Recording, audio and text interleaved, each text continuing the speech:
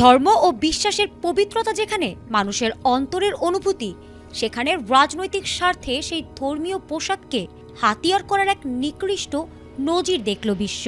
সভ্যতার দাবিদার একটি দেশের প্রকাশ্য মঞ্চে যখন একটি বিশেষ ধর্মের নারীদের পোশাক নিয়ে এমন অবমাননাকর তামাশা করা হয়, তখন প্রশ্ন জাগে, সমাজ আসলে কোন দিকে এগোচ্ছে? যুক্তরাজ্যের রাজপথে ঘটে যাওয়া এই ঘটনাটি শুধু একটি পোশাকের অবমাননা নয়, বরং এটি একটি নির্দিষ্ট সম্প্রদায়ের আত্মপরিচয় ও ধর্মীয় স্বাধীনতার উপর সরাসরি আঘাত, যা বিশ্বজুড়ে তীব্র কৌতূহল ও ক্ষোভের জন্ম দিয়েছে।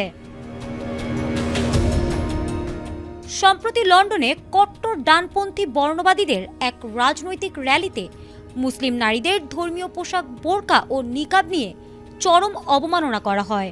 সামাজিক যোগাযোগ মাধ্যমে ভাইরাল হওয়া ভিডিওতে দেখা যায় ৩ নারী সদস্য উগ্রপন্থী র্যালির মঞ্চে বোরকা ও নিকাব পরে উঠে জনসম্মুখে তা খুলে ফেলে এবং নিচে আধুনিক পোশাক প্রদর্শন করে।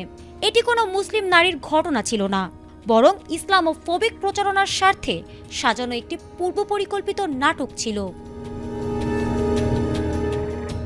র্যালির উগ্রপন্থী আয়োজকেরা এই কর্মকাণ্ডকে নারী স্বাধীনতা এবং ধর্মীয় চরমপন্থার বিরুদ্ধে প্রতিবাদ বলে দাবি করার অপচেষ্টা চালিয়েছে। তবে আন্তর্জাতিক বিশ্লেষক ও সমালোচকেরা একে উস্কানিমূলক পদক্ষেপ এবং স্পষ্ট ইসলামোফোবিয়া বা ঘৃণাত্মক রাজনীতি হিসেবে আখ্যায়িত করেছেন।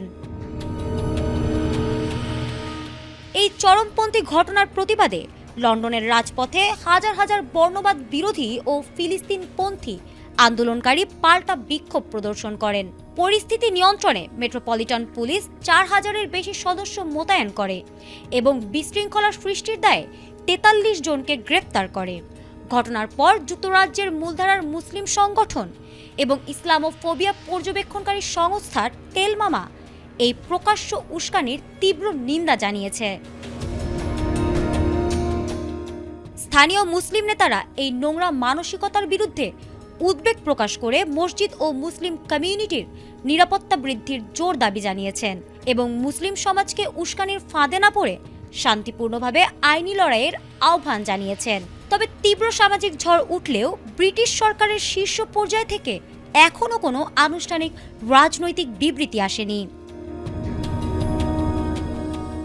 একটি আধুনিক ও গণতান্ত্রিক সমাজে অন্যের বিশ্বাসকে এভাবে উপহাস করার মধ্য দিয়ে স্পষ্ট হয় যে রাজনৈতিক ফায়দা লুটতে মানুষ আজ কতটা নিচে নেমে যেতে পারে। মুক্ত চিন্তার নামে এই ধরনের নোংরা মানসিকতা সমাজে কেবল বিভেদ ও ঘৃণাই ছড়াবে। ফারহানা হক, ATN বাংলা।